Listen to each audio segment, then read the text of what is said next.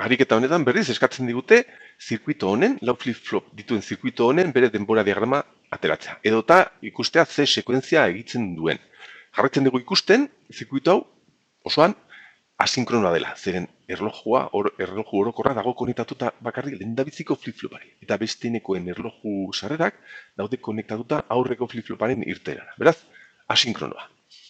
Ikusten dugu lau flip-flop ditugula, gauza berria, D flip-flopak direla, eta beste gauzatxo bat. Erloju guzti horien sarrerak daukate bolotxo hori, horrek esan nahi du erabakiak hartzen dituztela berakako momentuan. Ikusten ditugu ere bai, bakoitzaren klear sarrera hauek daudela konektatuta ate logiko ontara. Hauek funtzionatzen dute logika negatibarekin. Batera daudenean, hauek funtzionatzen dute normal. Baina zerora jartzen baldin badira, pulso negatibo bat sartzen baldin badegu zero batekin, zerora jarri behar dira. Erreseteatu behar dira. Orduan hau, nandate bat baldin bada, hau izan behar da zero bakarrik bi sarrerak direnean bat eta bat biak. Eta hau zenbaki bat izan behar denez, ikusi dezakegu ze zenbakiarekin sortu behar da hemen zero bat, hauek denak itzaltzeko. Begira, hau baldin bada bat, dela bit garrantzitsuena, bat, 0, 0, 0, hau da zortzi, bere pisua da zortzi. Eta beste hau sarrera, beste sarrera hau dago konektatuta bigarren flip-flopera, honen pisua da bi, bat 0 da bi, beraz, zortzi gehi bi, bat, 10 barkatu. 10 zenbakiak sortu behar duen 0 bat, eta jarri behar ditu denak 0 da. Hori ja ikusi dezakegu hemen konfigurazionetan. Baina, hasieran arraroa egiten zaigunez, nik egin behar dudana da, honik kasurik ez egin, aztertu behar ditut hauek beti bezala, ikusi behar dut zer sekuentzia egiten duen, eta gero ikusi dut seinale hau nola sortzen den, eta nola aldatzen den, eta zer egina duen zenbakian. Bale, orduan, hasi gaitezen, lau flip-flop ditugunez, egin dezagun denbora diagrama bat, gutxienez 16 periodoekin. Gero ikusiko dugu zer gertatzen den, baina, bueno, zer gehiago. Venga, erlojuak aldatzen direnez berakako momentuan, erabakiak hartu behar dira berakako momentu honetan. Berakako momentu honetan. Hemen, guzti hauetan. Nik azpiko marraia jarri ditut, dena txukun jartzeko, baina jarri behar ditut guztiak argi ikusteko momentuak periodo guztietan. Hor hartu behar ditu erabakiak. Esaten digute ere bai, zenbaketa azten dela 0an, 0, 0, 0, 0. Orduen aztertu ezagun lehen da biziko flip-flop hori, zenbatzaile asinkronoekin egiten dugun bezala, hau hasieran dago 0ra. Dago hemen, eta egon behar da 0an, erlojuaren berakako momentu hau arte, hemen hartu berdu erabakia. Ze erabakia hartu berdu, ja begiratu dezagun bere konfigurazioa. Q0 dago 0 hasieran, eta D sarrera hau, D flip-flopak egiten dute da hau, D. Flip-flopak beraien egia taula, hau izango zen, jarriko dut hemen. Sarrera denean 0, eta erlojuaren berakako momentua elegatzen denean, irtera 0ra jartzen du. Sarrera baldin badago batera, jartzen du bat. Vale. Orduan, erlojua elegatzen denean, bere sarrera nola dago? Dagoela konektatuta Q0 marra, hau baldin bat 0, hemen ikusten duzuen bezala, hau izan behar da bat, eta orduen flip-flopak jarri behar du irtera batean, momentu honetan, bere irtera jarri behar du batera, bere sarrera dagoelako batera. Orain zer gertatzen da, ia, hau baldin badago batera, hau egon behar da 0an, eta 0 hori egon behar da sarreran. Beraz, erlojuan berakako momentu honetan, honek hartu behar duen erabakia da 0 hori hemen ipintzea. Eta egiten duena da, tak, 0an jartzi. Eta prozesu guzti hau jarraitu behar du, geztia doden momentu guztietan. Hartu behar duen erabakia izan behar da, irteera alderanztea, zeren Q0 marran dagona dago jartzen gure irteeran. Bale, venga, jarriko ditut denak. Nola esen. Bale, kopiatu dezaket. Arraituko dut. Zuek pasatu dezakezu bideo azkarrago. Bazen. Beste azkarrago jango dira, zen periodoak kauntiagoak izan behar dira. Onutza eta onutza. Hau da, honek egiten duela. Aztertu ezagun urrengoa, ia. Flip-flop honen bere CLK sarrera dago konektatuta ontara. Ontara, Q0ra. Beraz, hau izan behar da, urrengo flip-floparen CLK. Hau ere bolotxoerekin dagoenez, honek hartu behar ditu bere erabakiak, hau beherantz danean. Hemen,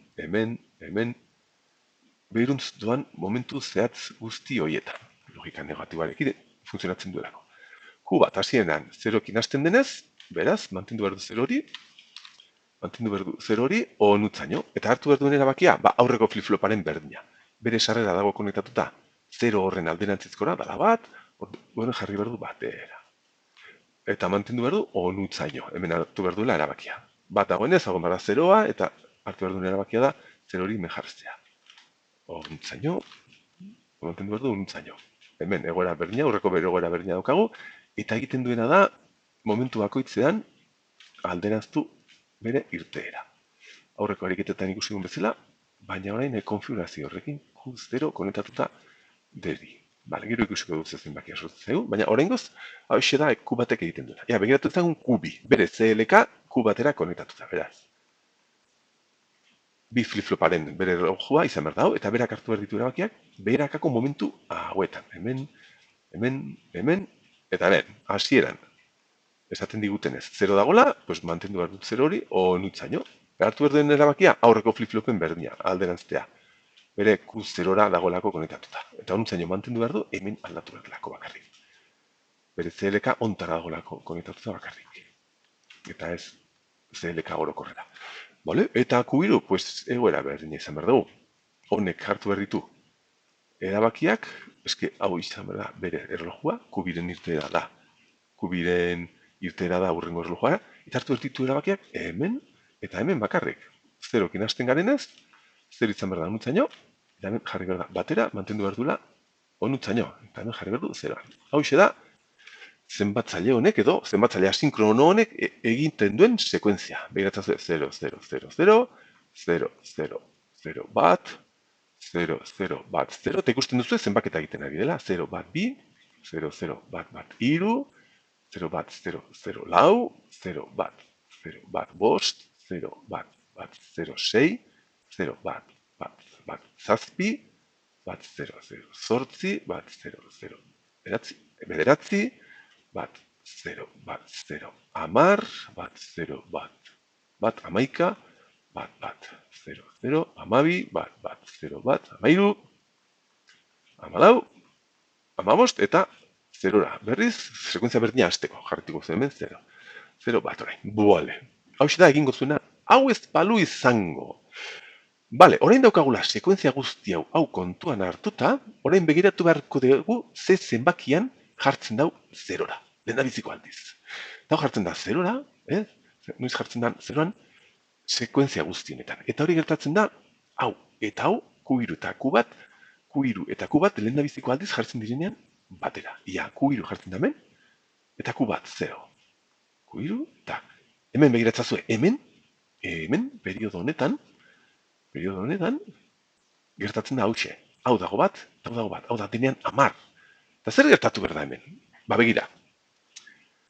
Justo momentutxo honetan, zehatz honetan, hau izan behar da, bat, 0, 10.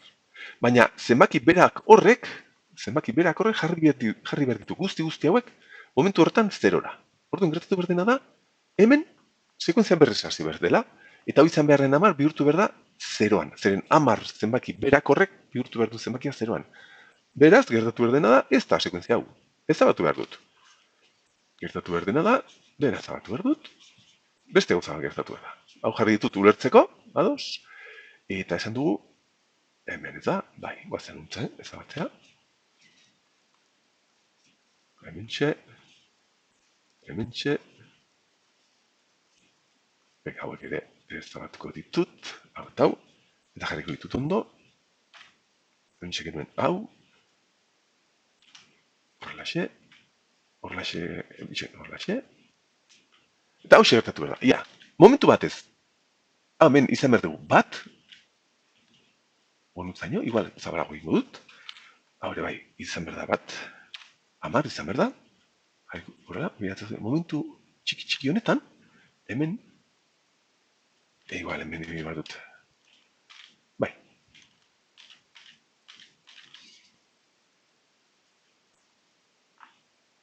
Justo, momentu horretan, periodoa hasten dira. Momentu horretan, begira, momentu batez daukagu 10 izan behar du, 10. Ben bat, hau da 0, falta zaitau. Bat, 0, bat, 0. Eta zenbaki horrek berak, jarri behar ditu, irtera guztiak 0ra.